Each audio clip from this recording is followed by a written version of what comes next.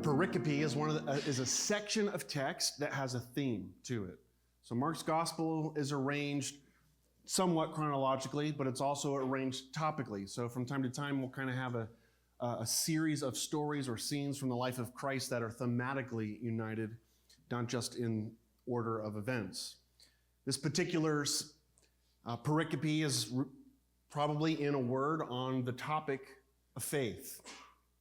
We have seen Jesus demonstrate incredible power in these last few scenes. His power over danger, imminent danger in the storm.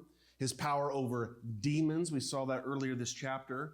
And today we'll see him demonstrate power over disease and death.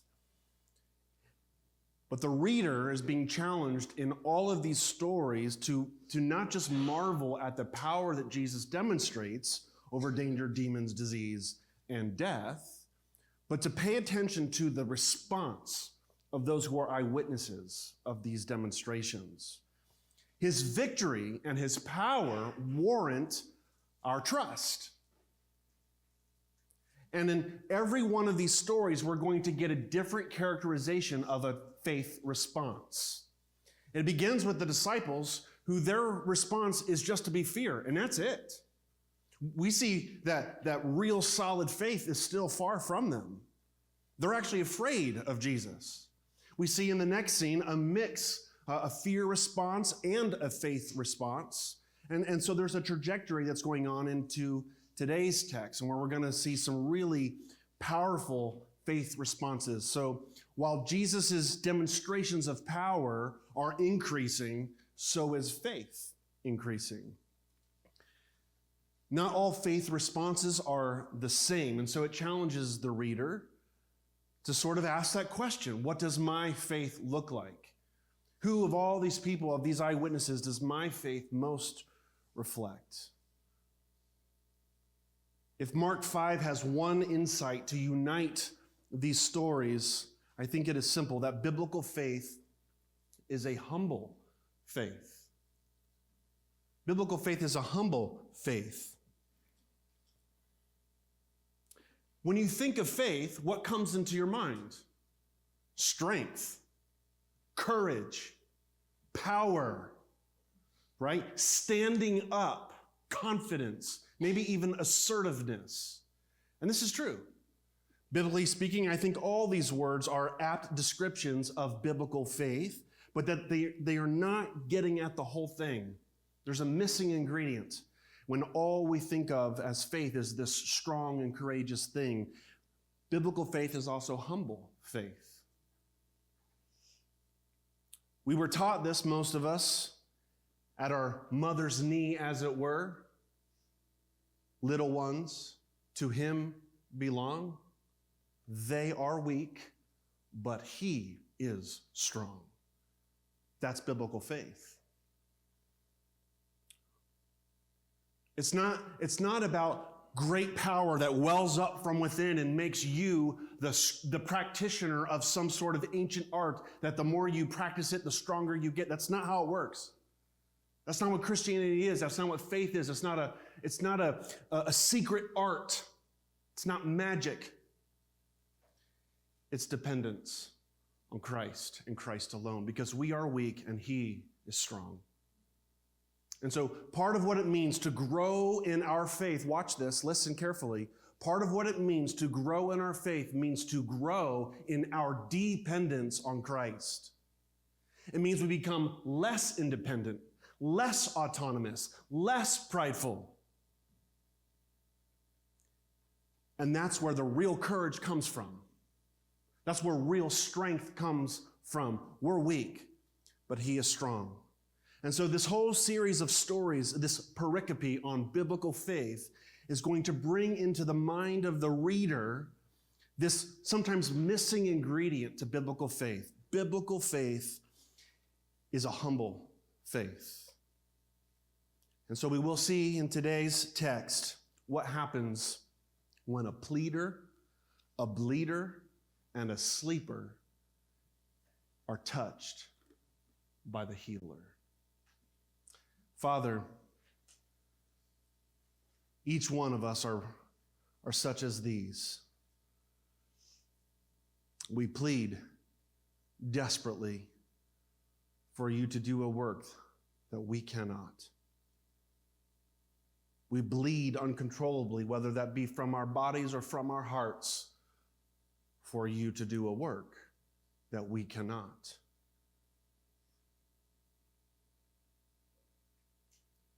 And some of us may yet be asleep, dead in our trespasses. And so, Father, I ask that you would do a work that only you could do. Would you awaken us to your truth, to your love, your power, your grace, and would you do a work in all of us that only you can do? Would you bring your healing touch to us in this place at this time? Amen.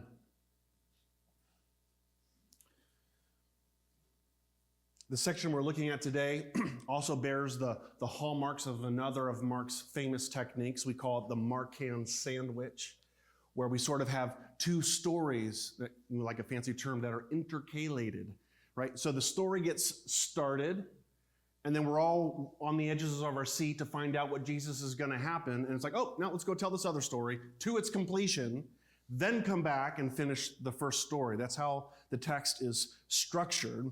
So we're going to work through the text today from beginning to end, but because Mark is writing in this way, and because that's the way it happened, it challenges us to step back at the end and go, okay, well, what do these stories have in common? Is there something that together portray something that we need to get? So we'll end there with sort of that high-level glimpse of what's going on in this passage. But let's start here with the first section, what I'm calling the Pleader. The Pleader. And when Jesus had crossed again in the boat to the other side, a great crowd gathered about him, and he was beside the sea. So just to get us back reoriented where we are, in chapter 4, Jesus had been teaching on the western shores of Galilee, and the crowds were growing. They were becoming uncontrollable, actually. It was becoming an existential threat in some ways. He needed divine intervention. And there's also this sense of mission. So Jesus goes to the other side of the sea, goes to the eastern side, this pagan land, to perform an incredible exorcism over there, only to get one convert, but that story will get picked up later. I can't wait to do that. But then, no sooner does he arrive and perform this incredible miracle and leave one evangelist, it's time to go back into Galilee. And so he arrives, and once again, there's this great crowd gathered in him. It's almost like that they've been waiting for him, or so little time has passed. They haven't had time to dissipate. And so the pressure is here again. Jesus is under intense pressure and scrutiny. And then we read that, then came one of the rulers of the synagogue, Jairus by name. It is rare that a leader like this gets named. And it's just kind of an interesting thing to think about, but there's a very good chance that Mark is the voice of Peter, that his gospel, what we call the gospel according to Mark, is Peter's gospel that Mark wrote down. And so this is probably a bit of information that Peter shared with Mark that he then wrote down. It's almost certainly the case that Peter knew this guy personally, because we're up in the north end, we're in Capernaum more than likely, which is Jesus' hometown during his ministry, and it's where Peter is anchored in his profession before he follows Christ. So the leader of the synagogue, Jairus, is probably someone that Peter knows by name. Like we're probably buddies at one time or another. While there's a lot that we don't know, we can certainly conclude with good reason a number of important insights. He's a man of status. He's a leader, so he got a religious community, and he's a leader in the central gathering at the synagogue. He's sort of a man of, he's an enforcer, a man of influence. And so probably with this status comes a fair due of money, wealth, if not great wealth, at least comfort. He's probably upper middle class, at least. And we should note this before we go into the nest of this story, that if we want to, as people are wont to do in in today's world to identify an individual on the basis of group identity, right? You are your group, right? Jairus is a religious leader, right? And up to this point in the book of Mark, religious leaders and Jesus have not been getting along. In fact, we've had that whole series of showdowns where Jesus is just showing them up time and time again, 5 times. So keep that in mind. Jairus, a man of status, probably of wealth, a man of influence, and a man whose group identity is very hostile to Jesus at this point. Keep this in mind when we read the following. And seeing him, he fell at his feet and implored him earnestly. That was costly. You need to know that.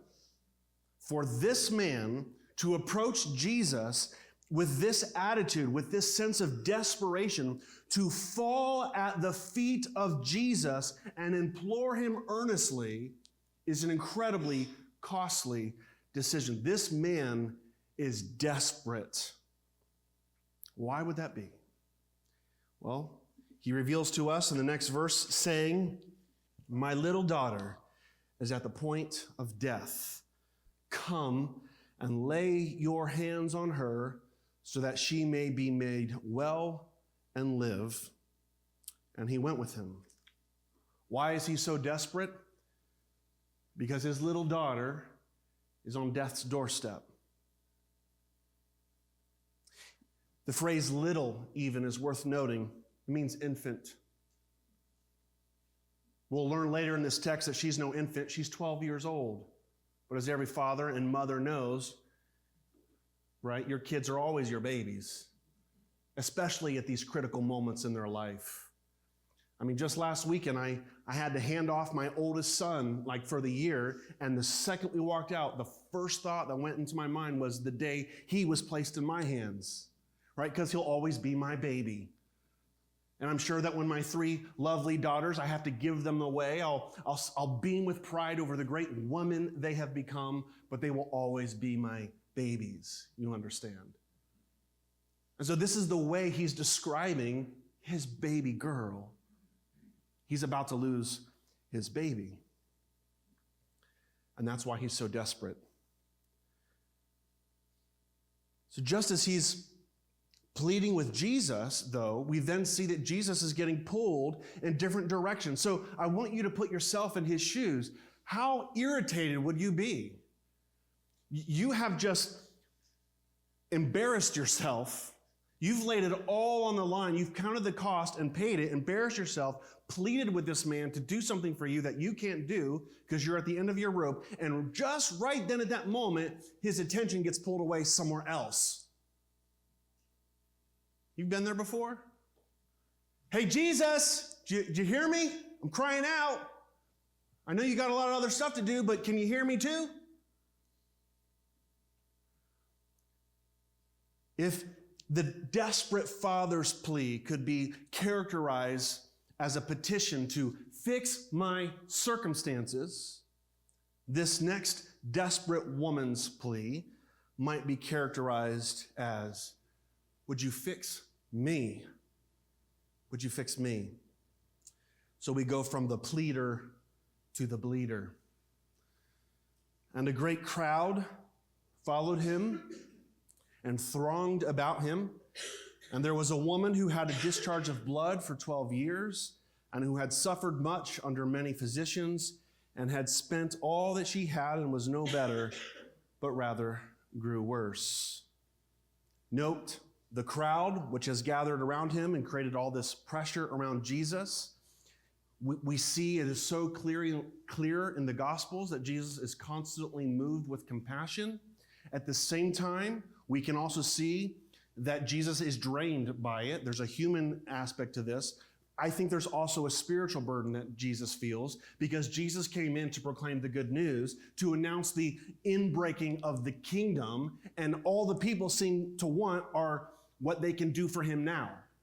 They want his tricks. They want his gifts. They want him to do it again. but they don't want to respond to his message. And this burdens Jesus because the greatest thing he can do for these, the lost sheep of Israel, as it were, is not to feed the sheep, it's to save the sheep. It's to die for the sheep.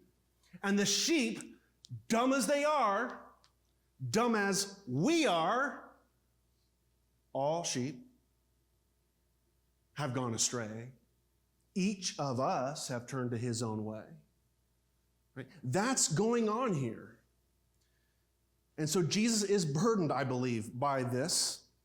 Everyone wants him to do something for them. And then among this crowd comes this woman with a horrible, horrible condition. And you have to understand not just the physical toil of a condition like this, but the social one. You see, in this culture, to be in your monthly flow makes you ceremonially unclean. If you have a flow that doesn't go away for 12 years, it means you don't get to socialize with your people in the holy place. You don't get to go to church for 12 years. And you got to understand, some of you are like, that sounds pretty good to me. But you got to understand, in that culture, you don't go to church to sing a song and to hear someone talk for a little bit. You go to church to get nourished, to get to know people. That's your community. That's your lifeblood. You can't survive without synagogue. And she's been unclean for 12 years. So not only does she have a physical condition, she is socially an outcast. And she has that burden to bear. So you can imagine, again, if you're in her shoes, what her desperation would be like. You know the phrase, cleanliness is next to godliness? Well, this woman is unclean. And do you know where that phrase comes from? It comes from the Mishnah, which is, after thousands of years of what's called oral Torah, some Jewish rabbis decided to write down this supposed oral Torah. And so this is the law that God gave to Moses, supposedly, that never got written down originally. That's what the Mishnah is supposed to be. Well, it's in the Mishnah that phrase is handed down to us. It was about the 3rd century, I believe. Cleanliness is next to godliness. And it describes this, if you're clean, you're godly, and if you're godly, it goes on and on and on, all the way to, eternal salvation. Right? So to be unclean is for your soul to be in peril in the mind of the general Jewish citizenry. Note this.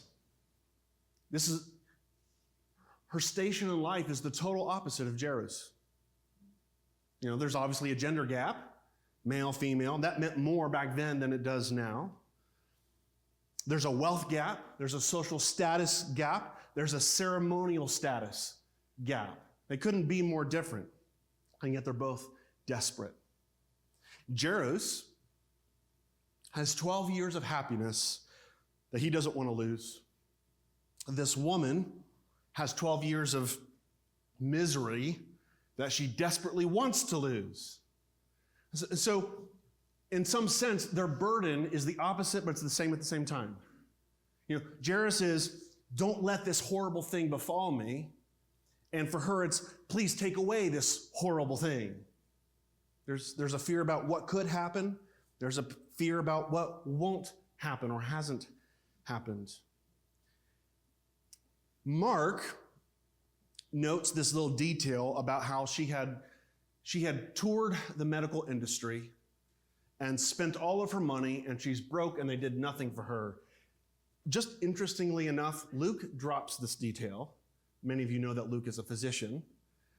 So he's maybe not wanting to include this in his narrative. It doesn't mean it didn't happen. It just means that when Luke is writing the same story, he's like, what's with the slam on the doctors, Mark? I mean, But it's a pretty relatable thing. Whether it's ill-willed or not, many of you have been there. These mystery illnesses or pains or whatever they might be, you've done the tour. Round and round we go. And it can be a pretty exhausting thing to go through. Imagine going through it for 12 years and with no support. She had heard the reports about Jesus. You see, she wasn't there in the synagogue when Jesus cast out the unclean spirit because she wasn't allowed to be. So it's hearsay only that she has to go on. She has heard the reports about Jesus and came up behind him in the crowd and touched his garment. For she said, if I touch even his garments, I will be made well.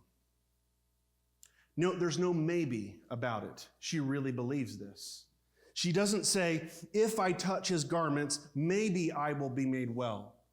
Mark writes this to indicate that she really believes, based on what she's heard, that that's all she has to do to be healed.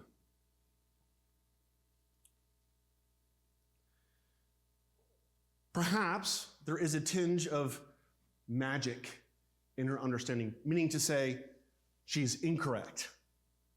She's right about what Jesus can do. She's wrong about how he does it. But why would we expect any better? She's on the margins of society, right? She doesn't know. She doesn't have refined theology. She just knows this man can do for me what no one else has done for me. And that Jesus counts as faith. It was her reaching for Jesus that ultimately matters most. She didn't have a good theology about what faith is. She didn't have a good theology about how healing works, but she reached for Jesus. You understand me? That's what counts here. So she's right and wrong at the same time. So after she touches him, we read, and immediately the flow of blood dried up, and she felt in her body that she was healed of her disease. Now, I suspect this is a surprise to her. She believed that Jesus could heal her, but, women, you'll understand better than us men, but, if that's the issue you've got and it suddenly dried up, you wouldn't know like that, right? You're going to have to go home and wait and see how this goes. But something happens when she touches his garment that she knew instantly she had been healed. So something else happened. Jesus did a little more than just dry up the unceasing flow. She felt touched by him in a way that she instantly knew that something had happened, probably way more immediate or dramatic than she expected. And then here's Jesus' response. And Jesus, perceiving in himself that power had gone out from him, immediately turned about in the crowd and said, who touched my garments? And all readers wonder, does Jesus know the answer to that question or not?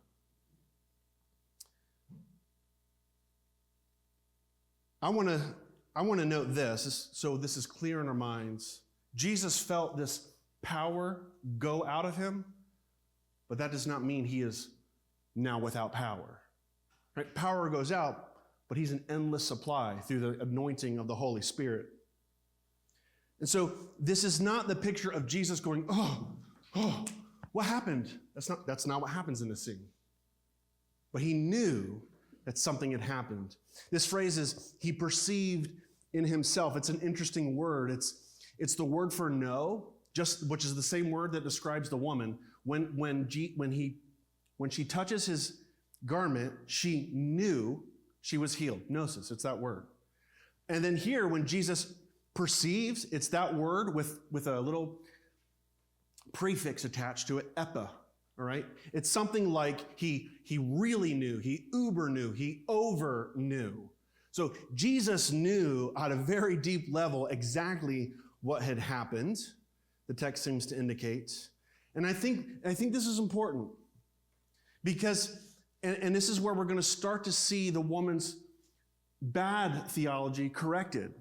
She's not healed because faith is itself the exercise of some sort of mystical power. It's not the faith itself that heals.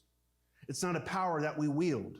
And Jesus is not an energy source that if you touch it, it just automatically flows. Like if I touch a live wire, I get zapped. It's not like that either.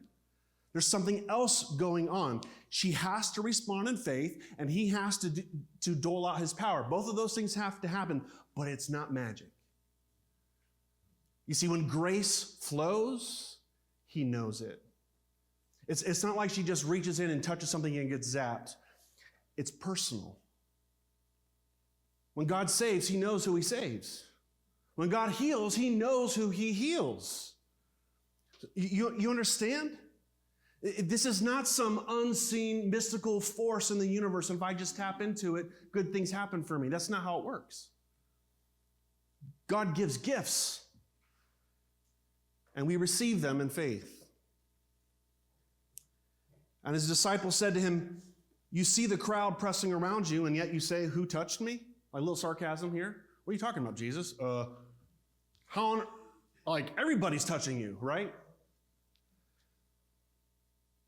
And he looked around to see who had done it. But the woman, knowing what had happened to her, came in fear and trembling and fell down before him and told him the whole truth. He knew who it was. He didn't say, "You woman." But she, when she heard Jesus say, it's almost like Jesus' question was meant to get her thinking. He wants me to speak up. I think she had every intention to get the healing and go home and enjoy it. But Jesus stops her by saying, "Who did this?" And so notice her emotional state.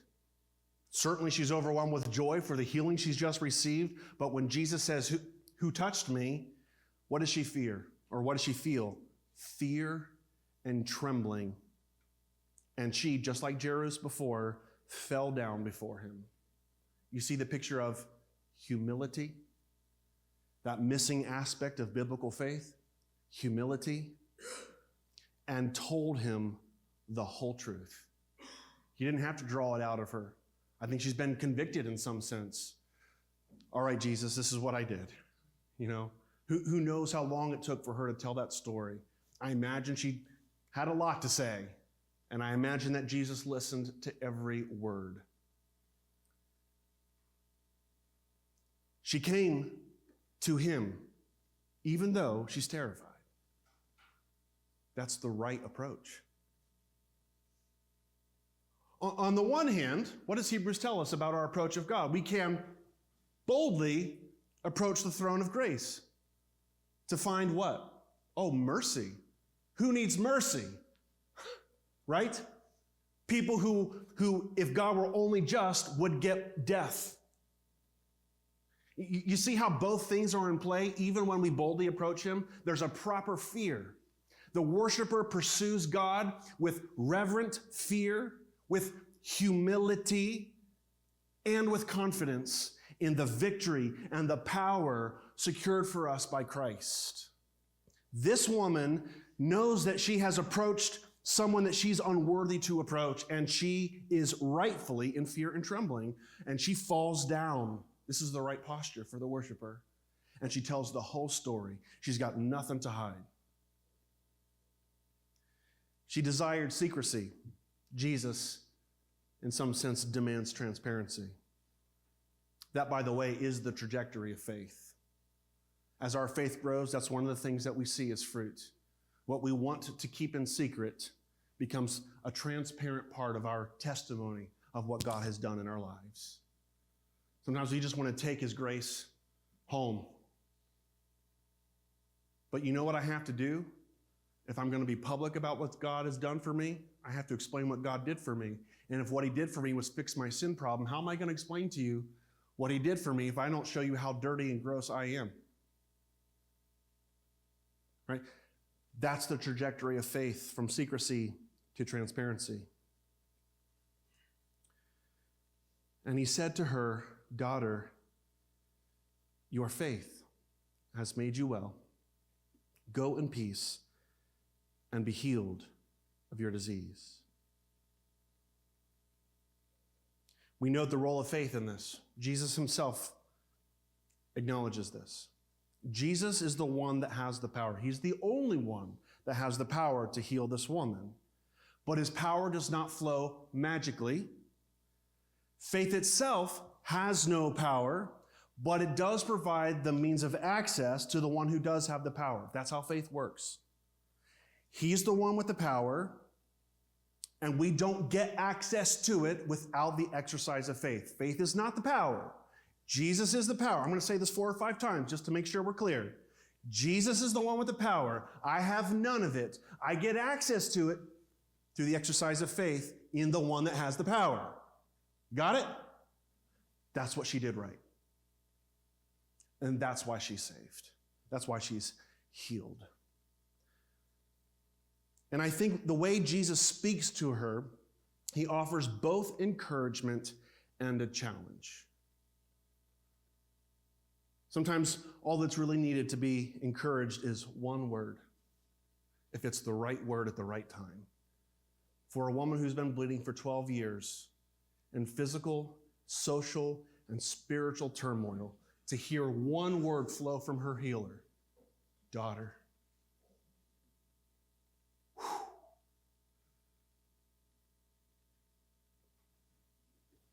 What power is in that? And I want to say the same thing to you. I don't know where you are, but you're one of these or all of them. A pleader, a bleeder, a sleeper.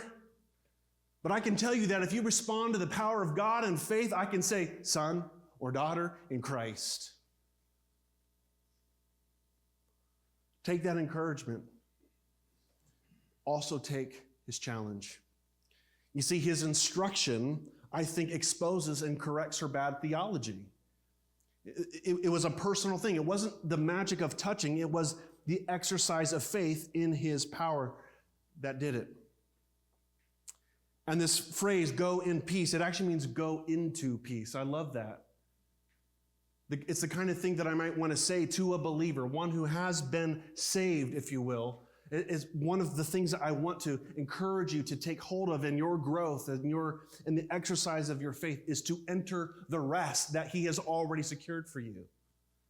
Go into your peace that he has secured for you. You see, peace isn't just about the lack of chaos. Peace fundamentally, when it comes to these matters, is about my alienation from God. That's the enmity. That's the big problem. That's the war that really matters. And through Christ, we can be made right with God. That's peace. And he says, enjoy your peace. Go into it. I want to note here that the word for healed, maybe some of you know this, the word for healed and saved in the Greek are very hard to separate. They both have the same base word. There's a concept that unites both healing and salvation. And the way you translate that word tends to go on context. And there's a few clues in here throughout the story where I think the reader is supposed to go, is she being healed or saved? Yes. There's something going on more than physical healing, I believe.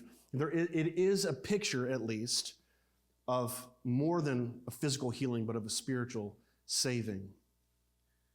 And just like we've seen here, silence is not an option for the healed or the saved. And I want to say to you, don't miss your chance to glorify God. Don't miss your chance. And to do that, you're going to have to tell your story of just how nasty and broken you were and all that he did for you. And one last reason I think that Jesus responded this way is I want to return to the story of Jairus. Remember, you've got your own problems. You're desperate. You've counted the cost and paid it, and then you got to deal with this whole thing. And you're just watching the whole time like, Jesus, my daughter. I have to think that one of the reasons that Jesus responded the way he did was to encourage his faith in the waiting. You see, Jairus, what I can do? Keep believing. And so now the story returns to Jairus in the matter of his daughter, who I'm referring to as the sleeper. The sleeper cannot exercise faith, but for a miracle. The sleeper cannot exercise faith, but for a miracle. I mean, something has to be done for her. Now, it's my own conviction that when it comes to these kinds of things, salvation and the way God rescues the sinner, that there is a tension, a dual reality of God's providence and human responsibility. And I think that it is the great mistake of many of our academic traditions to expand one and flatten out the other. And I think we need to recognize that both are involved in the way God saves people, the way God reconciles people. it is true that no one comes to the Father unless the Spirit draws them. That means a miracle has to be done. You cannot do that, right? It has to be done that way. At the same time, I believe that when Jesus, when Peter, when Paul, and the list goes on and on and on, when they present the gospel and they can say to you that Jesus died for you, that he loves you, that he wants you in his family, that that's a real live offer, and I am urging you, I am pleading with you to respond in faith to it. So God does not just randomly or arbitrarily zap people into his kingdom. No one gets into his kingdom without the miracle of the gift of faith. That no one gets into his kingdom without the human response of faith. There's another conversation, another topic, another sermon for another day where I can go into much greater detail on that. I just want to lay that out. I believe both things are at work, and we should not and need not collapse one in favor of the other. God is doing something that only God can do. And there is a responsibility on the receiver of that gift to respond. So we have a father. His needs are to have his circumstances fixed. The woman needs her body fixed. And the little girl, she needs far more. She needs a resurrection. That's an even greater miracle. So while he was still speaking, there came from the ruler's house some who said, "Your daughter is dead." Why trouble the teacher any further? But overhearing what they said, Jesus said to the ruler of the synagogue, that's Jairus, "Do not fear, only believe." Now you're Jairus. You came to this man believing that he could save your daughter. He delayed in coming, and your daughter dies, and you got to be thinking, if only you had been here sooner. And then he says, "Just trust me." That's a hard ask, isn't it? That's a hard ask. This word for overhearing is also an interesting word. It's the base word is the word acoustic, for sound. So that word just on its own would mean something like hearing. And then the ESV says overheard. It's para akouos, and it has a variety of meanings. To overhear or eavesdrop is one of them, but also to ignore is one, or even to refuse to listen. And I think maybe all of those senses are involved here. Jesus heard them, but also decides to ignore them, because they kind of said, no need for Jesus anymore. But nope, Jesus is on with it. And he tells him, don't be afraid. Now I have to ask, of what? Like really, I think that's interesting. It makes sense to me that he would urge him to keep on believing. I'm not so sure, though I understand at first glance, what would Jairus have to be afraid of at this moment? But that's what he's saying. He says, don't be afraid. Your daughter's just died. Don't be afraid. I think that what Jesus is getting at here is the fear that he, and let's be honest, we have when it comes to inviting Jesus completely into a hopeless situation. It takes faith to exercise faith. You know what I mean? Because it hurts. Hope hurts. Like, how many of you have been or are in a situation you want ended, and you get to a point you've cried out so many times, been denied so many times, that you're just worn out from hoping, and you don't want to hope anymore because it hurts too much? That is the fear that I believe Jesus is confronting. Don't be afraid to invite me into your darkest moment of hopelessness. Keep trusting me. Act on your faith. Keep on believing, just like the woman who persisted for 12 years until she got the touch of the healer. Then he arrives. We read in verse 37, and he allowed no one to follow him except Peter and James and John, the brother of James. They came to the house of the ruler of the synagogue, and Jesus saw a commotion, people weeping and wailing loudly. This is the first of 3 inner circle scenes in Mark. We'll see that trio a couple more times, Peter, James, and John. They get to witness this particular miracle. They'll get to witness the transfiguration later on in this book, and then they'll have a moment with Jesus in Gethsemane as well. It's also the first of 3, spoiler alert, resurrection scenes in the Bible, that is, human resurrections. This is the first, and each one gets more impressive. This girl's probably been dead for a few hours. The next one, a couple of days. And then the story of Lazarus in John 11, he's been dead for like 4 days, if I recall correctly. So these resurrections get more and more impressive, but this is the first of 3 that are recorded. And I just want to note this little detail about the people weeping and wailing, just some insights into first century Judea. You know, it was common for Jews there were professional mourners. These were actually probably hired hands whose job it was to come and to weep and to wail and to make, sad sounding music whenever you had a lost loved one. So he arrives and they've already called for the professional mourners to come to site, which indicates at least a little bit of time has passed. And when he entered, he said to them, "Why are you making a commotion and weeping?" And they could be like, "Well, that's our job." "The child is not dead," he says, "but sleeping." And they laughed at him. They laughed at him. Well, it's obvious why, because they see what Jesus just said is utterly foolish. We're professional mourners. We know dead. This ain't mostly dead. This is dead. And for you to say he's only sleeping, who are you? Right? That's what this is. This is contempt for their perceived foolishness of Christ.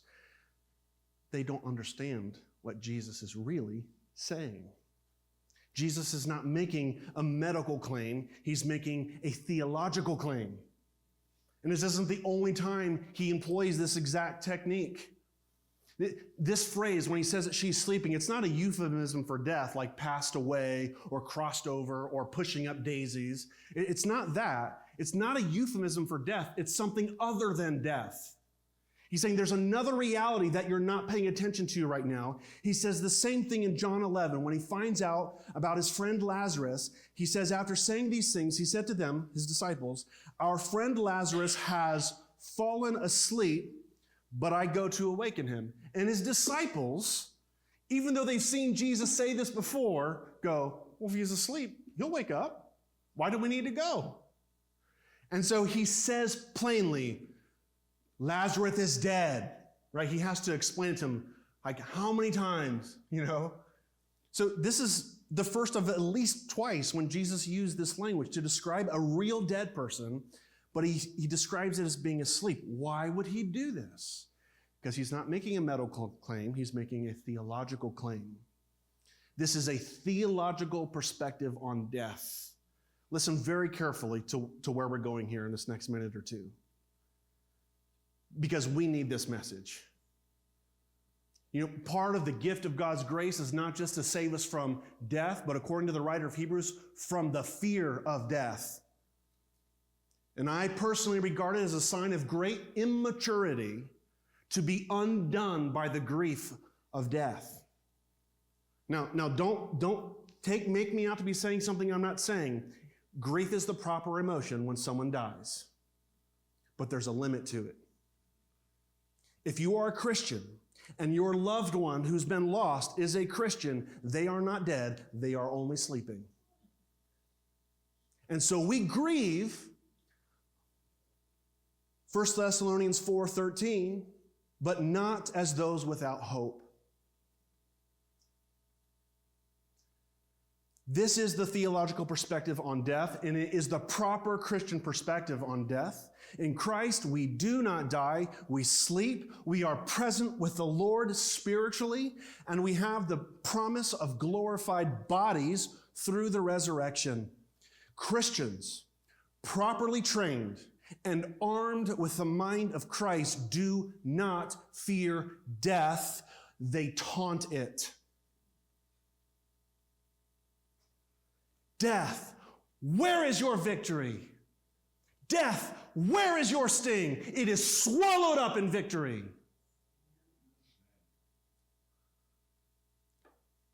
Paul knows this. And so he has taught himself to write like Christ speaks. And so he comforts his beloved in this way. We do not want you to be uninformed, brothers, about those who are asleep, that you may not grieve as others do who have no hope.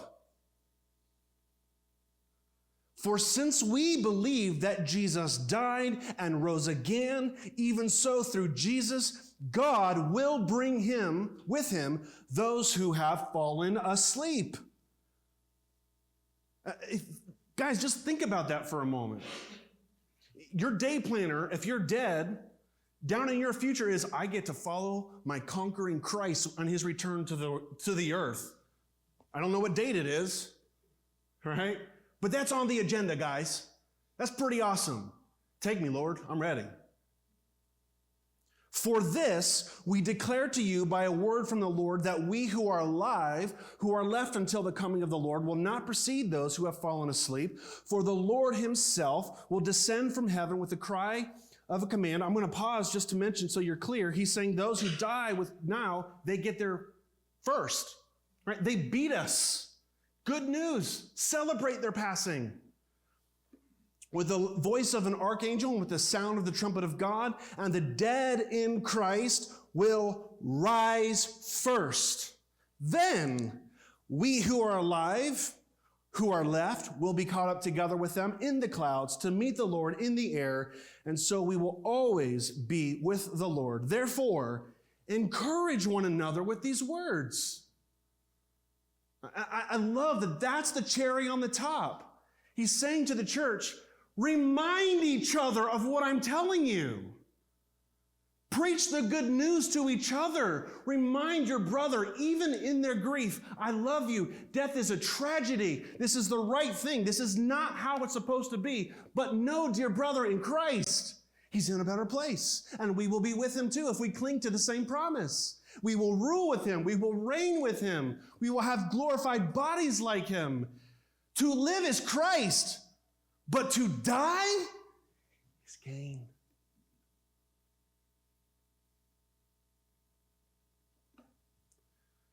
Encourage one another with these words.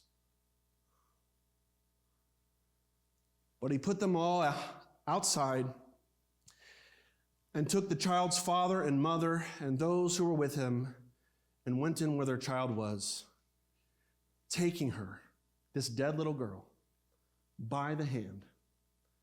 He said to her, Talitha Kumi, which means, little girl, I say to you, arise. Here we all get to learn a little bit, I think, from Pastor Jesus. He first creates a more intimate space. He reduces his crowd down to 3. The mourners aren't here. It's just him, 3 of his disciples, and the parents of this little girl. And he touches her. You understand that makes him ceremonially unclean. And this was not done in those days. He's violating a convention of Jewish tradition. From the Talmud, I recite, he who visits the sick must not sit upon the bed or on a stool or a chair, but must reverently robe himself and sit upon the ground, because the divine presence rests above an invalid's bed, as it is written, the Lord doth set himself upon the bed of the languishing. There's something incredibly true and incredibly wrong about that statement. On one hand, do you see the reverence at the passing of a loved one? This is seen as a holy moment, and it should be seen that way. They see it as the divine presence now hovering, and so what is this like? This is like a holy place. You don't enter a holy place without getting scorched. So there's reverence in this statement. At the same time, they're missing something, aren't they? Why did Mark record his words this way? Talitha Kumi, which means, little girl, I say to you, arise. It's a great mystery.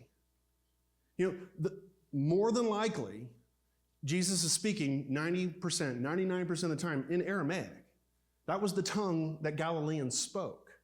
So when we read in our Bibles, originally written in Greek, you're already getting Greek translations of his original words in Aramaic. But for some reason, Mark wants us to know what he said literally in his native tongue. What words exactly came out of the mouth of Jesus? Talitha Kumi. Why did he do this? He translates it for the reader so they can follow along. I think the best answer for the reason he decided to let us know what the words are in Aramaic is because the word used in Aramaic has a shade of meaning that is not felt in the Greek. You see, the word for little girl, Talitha, is akin to the phrase, little lamb. And Mark wanted his reader to know that he's touching the hand of this dead girl, and he sees her not just as a dead girl, but a little lamb. Who would that make him? The Good Shepherd. And the writer of Hebrews talks about the great shepherd of the sheep, the overseer of your souls. This is Jesus, the great shepherd, overseer of souls. Even in their moment of death, that hasn't changed. I think Mark records his Aramaic phrase because he wants to capture for the reader not just what he said, but the tone of what he said. This is Pastor Jesus shepherding his beloved. And immediately, the girl got up and began walking, for she was 12 years of age. And they were immediately overcome. They were immediately overcome with amazement. And he strictly charged them that no one should know this and told them to give her something to eat. Overcome with amazement. Literally amazed with amazement. That's how it worked in actually Hebrew and Greek. That was kind of a way that you would emphasize this. Amazed with amazement. And then he gives these two final instructions. And the first one is kind of a mystery. And it's one that we've been seeing a lot in Mark. Keep quiet. Keep quiet. There's a lot of speculation, but he does it so frequently.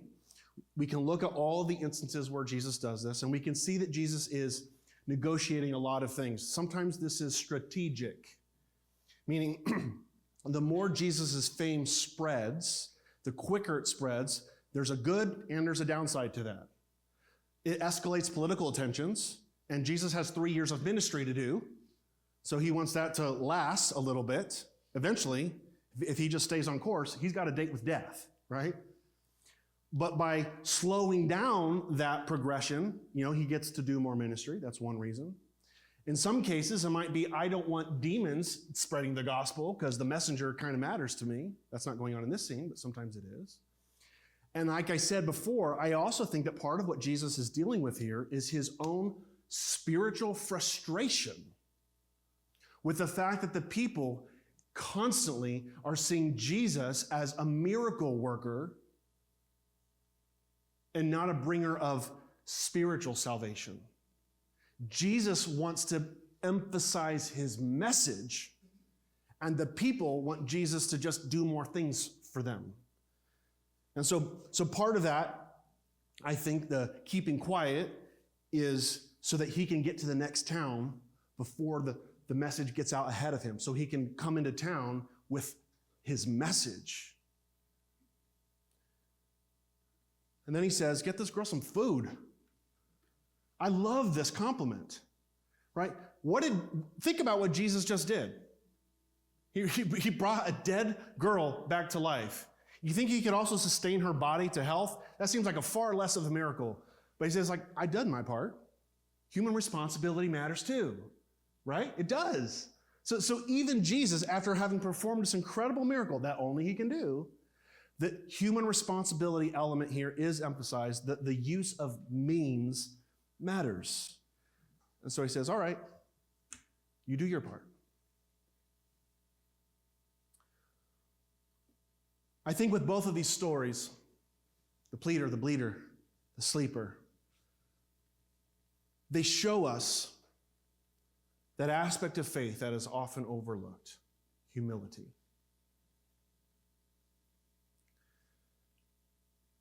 We see that they both plead, they both get on their face.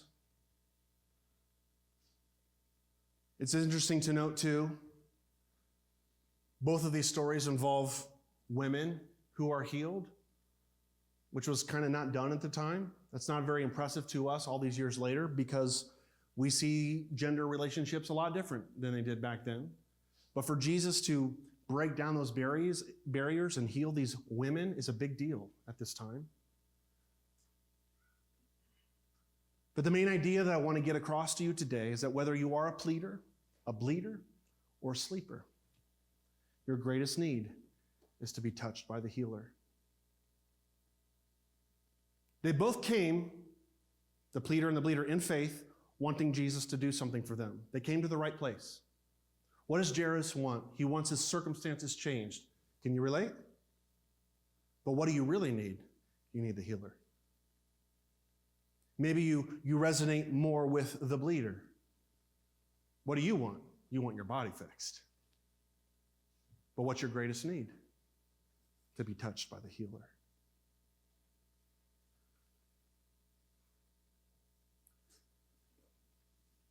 Humble faith. That's the through line as I see it. On one hand, listen to God saying to Joshua, be strong and courageous. But also, God opposes the proud, but gives grace to the humble.